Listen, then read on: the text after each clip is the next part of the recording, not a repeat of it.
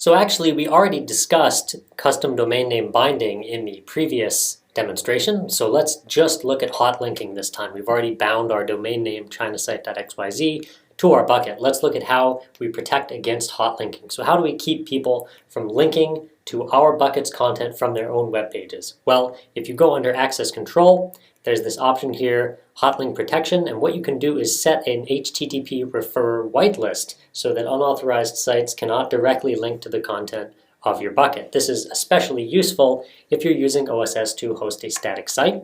You'll also notice that for JavaScript, we also have a cross-origin resource sharing or CORS configuration that you can set up to resolve some common issues with JavaScript code and static sites. We won't go into that. Let's just focus on the hot linking for now. So I'll click on configure here, and you see I can configure a whitelist. So for instance, I can say chinasite.xyz is now on the whitelist.